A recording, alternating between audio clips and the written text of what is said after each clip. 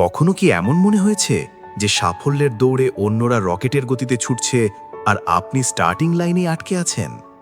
যেন তাদের হাতে এমন কোনো গোপন নকশা আছে যা দিয়ে তারা অবলীলায় একটার পর একটা দরজা খুলে ফেলছে, আর আপনি সেই বন্ধ দরজার সামনে অসহায়ভাবে দাঁড়িয়ে। আসল সত্যিটা হলো, এটা কোনো জাদুর কাঠি বা অবিশ্বাস্য প্রতিভা নয়। এটা হলো তাদের মস্তিষ্কের এক গোপন অপারেটিং সিস্টেম, কিছু শক্তিশালী মানসিক কৌশল যা তারা প্রতিদিন গোপনে ব্যবহার করে। এই কৌশলগুলো তাদের মানসিক বর্ম, যা শুধু ব্যর্থতা থেকে বাঁচায় না, বরং যে কোনো ধাক্কাকে স্প্রিং বোর্ডের মতো ব্যবহার করে তাদের আরও উঁচুতে পৌঁছে দেয়। আজকের এই ভিডিওতে আমরা সেই 5টি গোপন কৌশল ফাঁস করব, যা আপনার চিন্তার জগৎকে চিরদিনের জন্য বদলে দিতে পারে। এগুলো সাধারণ কোনো টিপস নয়, বরং আপনার ব্রেনকে হ্যাক করার ফর্মুলা, যা আপনাকে চাপ, দ্বিধা আর ব্যর্থতার ঊর্ধ্বে উঠতে সাহায্য করবে। তাই যদি নিজের ভেতরের ঘুমন্ত শক্তিকে জাগিয়ে তুলতে চান, তাহলে শেষ পর্যন্ত দেখুন, কারণ প্রতিটি কৌশল আপনার জন্য একটি নতুন দরজা খুলে দেবে। চলুন সেই গোপন কমরে প্রবেশ করা যাক। 1. চিন্তার জুডো, নেতিবাচকতাকে শক্তিতে রূপান্তর। আমাদের তালিকার প্রথম এবং সবচেয়ে শক্তিশালী কৌশলটি হল চিন্তার জুডো।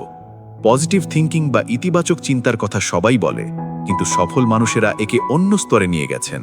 তারা শুধু ভালো চিন্তা করেন না, বরং নেতিবাচক চিন্তার শক্তিকেই মোচড় দিয়ে নিজের পক্ষে ব্যবহার করেন। এর মানে হলো, যখনই তাদের মনে আমি এটা পারবো না বা সবকিছু ভুল হচ্ছে এই ধরনের চিন্তা আসে, তারা ভয় পেয়ে থেমে যান না, বরং একজন জুডো মাস্টারের মতো সেই নেতিবাচক শক্তিকেই ব্যবহার করে পাল্টা প্রশ্ন করেন, ঠিক আছে, যদি আমি না পারি, তাহলে পারার জন্য প্রথম কোন পদক্ষেপটা নিতে হবে? অথবা এই ভুল থেকে আমি এমন কি শিখতে পারি যা আমাকে ভবিষ্যতে আরও শক্তিশালী করবে? এই মানসিক ভঙ্গি তাদের হতাশ হতে দেয় না, বরং সমস্যার গভীরে গিয়ে সমাধান খুঁজতে বাধ্য করে। এর পেছনের বিজ্ঞানটা হলো, নেতিবাচক চিন্তা কর্টিসলের মতো স্ট্রেস হরমোন তৈরি করে আমাদের পঙ্গু করে দেয়, কিন্তু যখন আমরা চ্যালেঞ্জ গ্রহণ করি, তখন ডোপামিন নিঃসৃত হয়, যা আমাদের মনকে সমাধানের জন্য উত্তেজিত করে তোলে। ধরুন সেই তরুণের কথা, যে ব্যবসায় বড় লোকসান করে প্রায় দেউলিয়া হয়ে গিয়েছিল। তার মাথায় ঘুরছিল আমার জীবন শেষ। এই চিন্তা তাকে প্যারালাইজ করে দিচ্ছিল। এরপর সে এই চিন্তার জুডো কৌশলটি প্রয়োগ করে। সে নিজেকে প্রশ্ন করে, এই ব্যর্থতা থেকে আমি ব্যবসার এমন কোন 3টি বিষয় শিখলাম যা আগে জানতাম না? এই একটি প্রশ্নই তার দৃষ্টিভঙ্গি বদলে দেয়। সে বুঝতে পারে এটা শেষ নয়, বরং নতুন করে শুরু করার জন্য সবচেয়ে মূল্যবান শিক্ষা। এই শিক্ষা কাজে লাগিয়েই সে 2 বছরের মধ্যে আগের চেয়েও সফল এক ব্যবসায় পরিণত হয়। আপনার জন্য চ্যালেঞ্জ, পরের বার যখনই কোনো নেতিবাচক চিন্তা মাথায় আসবে, ভয় না পেয়ে বা তাকে দূর না করে কাগজ কলম নিয়ে লিখুন, এই চিন্তাটি আমাকে ঠিক কি শেখাতে চাইছে। দেখুন কিভাবে আপনার ভয় মুহূর্তেই সম্ভাবনায় পরিণত হয়। 2. কৌশলগত নিস্তব্ধতা, কোলাহলের মাঝে মস্তিষ্কের রিচার্জ। সাফল্যের দৌড়ে টিকে থাকতে সফল মানুষের দ্বিতীয় গোপন অস্ত্র হল কৌশলগত নিস্তব্ধতা। এই ডিজিটাল যুগে, যেখানে আমাদের মনোযোগ প্রতি মুহূর্তে নোটিফিকেশন, ইমেল আর ডেডলাইনের মধ্যে ছিন্ন ভিন্ন হচ্ছে, সেখানে তারা সচেতনভাবে প্রতিদিনের কোলাহল থেকে নিজেদের সুইচ অফ করে নেয়। এটা শুধু বিশ্রাম নয়, এটা একটা কৌশল। তারা জানে দিনের সেরা সিদ্ধান্তগুলো কোলাহলের মধ্যে আসে না, আসে নিস্তব্ধতায়। তাই তারা প্রতিদিন অন্তত 10-15 মিনিট সময় বের করে, যেখানে তারা ফোন, ল্যাপটপ বা অন্য কোনো ডিস্ট্র্যাকশন থেকে পুরোপুরি দূরে থাকেন। এই সময়ে তারা ধ্যান করেন, গভীর শ্বাস নেন, অথবা প্রকৃতির মাঝে চুপচাপ বসে থাকেন, যা জাপানে শিনেরিন ইয়োকু বা ফরেস্ট বাথিং নামে পরিচিত। এই কৌশলটি তাদের মস্তিষ্কের ডিফল্ট মোড নেটওয়ার্ককে সক্রিয় করে, যা সৃজনশীলতা এবং দূরদর্শী সমাধানের জন্ম দেয়। নিয়মিত এই অনুশীলন আপনার মনোযোগকে এতটাই তীক্ষ্ণ করে তোলে যে আপনি অন্যদের চেয়ে দ্রুত সমস্যার মূল কারণ ধরতে পারেন। একজন সিইওর কথা ভাবুন, যিনি একটি বড় চুক্তির আগে প্রচণ্ড চাপে ছিলেন, সঠিক সিদ্ধান্ত নিতে পারছিলেন না। তিনি মিটিং বাতিল করে আধ ঘন্টার জন্য অফিসের পাশের পার্কে গিয়ে একা বসে রইলেন। কোনো কিছু না ভেবে শুধু গাছের পাতার দিকে তাকিয়ে রইলেন। যখন তিনি অফিসে ফিরলেন, তার মাথা ছিল পরিষ্কার আর শান্ত। তিনি এমন একটি সমাধান খুঁজে পেলেন যা আগে তার মাথায় আসেনি, এবং চুক্তিটি সফলভাবে সম্পন্ন করলেন।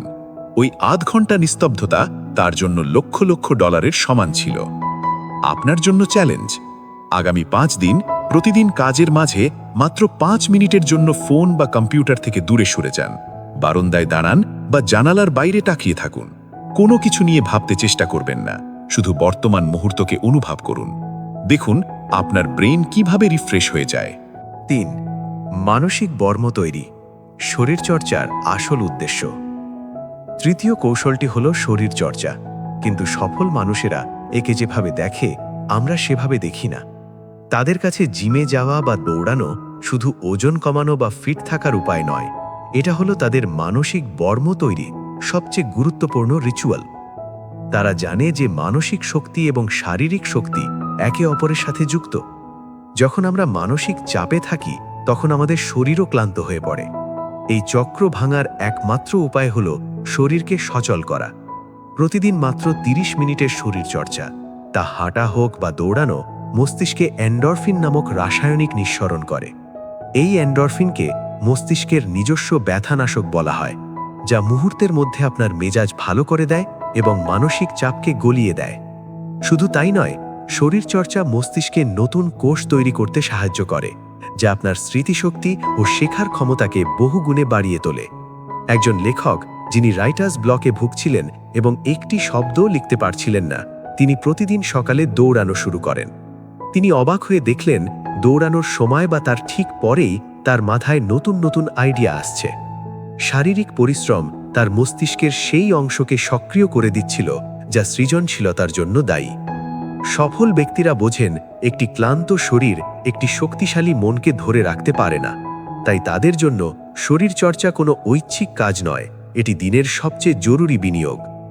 আপনার জন্য চ্যালেঞ্জ, এই সপ্তাহ থেকে যখনই মানসিক ক্লান্তি বা চাপ অনুভব করবেন, জিমে যাওয়ার কথা না ভেবে শুধু 15 মিনিটের জন্য দ্রুত পায়ে হাঁটতে বেরিয়ে পড়ুন। লক্ষ্য করুন ফিরে আসার পর আপনার মানসিক অবস্থা কতটা বদলে গেছে। 4. চাপের শিল্পিত ব্যবহার, শত্রুকে বন্ধু বানানো। চতুর্থ কৌশলটি হল চাপ বা স্ট্রেসকে শত্রু না ভেবে তাকে নিজের কাজে লাগানোর শিল্প। সাধারণ মানুষ চাপ থেকে পালাতে চায়, কিন্তু সফল মানুষেরা চাপের শক্তিকে ব্যবহার করে নিজেদের সেরা পারফরম্যান্স বের করে আনে। এর জন্য তাদের সবচেয়ে বড় হাতিয়ার হল নিজেদের সীমানা নির্ধারণ করা, অর্থাৎ না বলতে পারা। তারা খুব ভালো করে জানে কোন কাজে হ্যাঁ বললে তাদের মূল লক্ষ্য পূরণ হবে এবং কোন কাজটা তাদের মানসিক শক্তি নষ্ট করবে। তারা অন্যকে খুশি করার জন্য নিজের মানসিক শান্তিকে বিসর্জন দেয় না। বিনয়ের সঙ্গে না বলার এই শিল্প তাদের অপ্রয়োজনীয় চাপ থেকে বাঁচিয়ে দেয়। আরেকটি শক্তিশালী কৌশল হল পোমোডোরো টেকনিক। 25 মিনিট গভীর মনোযোগ দিয়ে কাজ, তারপর 5 মিনিটের বিরতি। এই পদ্ধতিতে কাজ করলে চাপ তৈরি হওয়ার সুযোগই থাকে না, কারণ মস্তিষ্ক জানে কিছুক্ষণ পরেই একটি পুরস্কার অপেক্ষা করছে। এই কৌশল দীর্ঘ সময়ের কাজকে ছোট ছোট স্প্রিন্টে পরিণত করে, যা আমাদের মনোযোগ ধরে রাখতে সাহায্য করে। একজন তরুণ উদ্যোক্তার কথা ভাবুন, যাকে অল্প সময়ের মধ্যে একটি বড় প্রজেক্ট শেষ করতে হয়েছিল। চাপের চোটে তার কাজই এগোচ্ছিল না। তখন সে পোমোডোরো টেকনিক ব্যবহার শুরু করে। 25 মিনিট ফোন বন্ধ করে শুধু কাজ, আর 5 মিনিট বিরতিতে সে তার পছন্দের গান শুনত। এই ছোট্ট পরিবর্তন তার কাজের গতি নাটকীয়ভাবে বাড়িয়ে দেয় এবং সে সময়ের আগেই প্রজেক্টটি শেষ করে ফেলে। সে চাপকে এড়িয়ে যায়নি, বরং তাকে একটি কাঠামোর মধ্যে বেঁধে ফেলেছিল। আপনার জন্য চ্যালেঞ্জ, পরের বার যখন কোনো বড় কাজ নিয়ে বসবেন, ঘড়িতে 25 মিনিটের টাইমার সেট করুন। এই সময়ে ফোন বা অন্য কোনো দিকে না তাকিয়ে শুধু কাজটি করুন। 25 মিনিট পর 5 মিনিটের একটি বিরতি নিন। এই চক্রটি কয়েকবার চেষ্টা করে দেখুন আপনার কাজের মান ও গতিতে কি পরিবর্তন আসে। 5. ব্যর্থতার আলকেমি, ছাই থেকে সোনা তৈরি। তালিকা শেষ এবং সবচেয়ে রূপান্তরকারী কৌশলটি হল ব্যর্থতাকে একজন শিক্ষক হিসাবে গ্রহণ করা। কিন্তু সফল মানুষেরা আরও এক ধাপে গিয়ে তারা ব্যর্থতাকে শুধু শিক্ষা হিসাবে দেখে না, তারা ব্যর্থতার আলকেমি ব্যবহার করে। আলকেমি হল সাধারণ ধাতুকে সোনায় রূপান্তর করার প্রাচীন শিল্প। ঠিক সেভাবেই তারা তাদের জীবনের সবচেয়ে বড় ব্যর্থতাগুলোকে সবচেয়ে বড় সাফল্যে রূপান্তর করে। যখন তারা ব্যর্থ হয়, তারা হতাশায় ডুবে গিয়ে বলে না আমার সব শেষ, তারা বলে দারুণ, এবার আমি এমন কিছু তথ্য পেয়েছি যা আর কেউ জানে না। তারা ব্যর্থতাকে ব্যক্তিগত পরাজয় হিসাবে না দেখে একটি এক্সপেরিমেন্টের ফল হিসাবে দেখে। টমাস এডিসন যখন বাল্ব বানাতে গিয়ে হাজারবার বিফল হচ্ছিলেন, তখন তিনি বলেননি আমি ব্যর্থ হয়েছি। তিনি বলেছিলেন আমি সফলভাবে 1000টি উপায় আবিষ্কার করেছি যেগুলো কাজ করে না।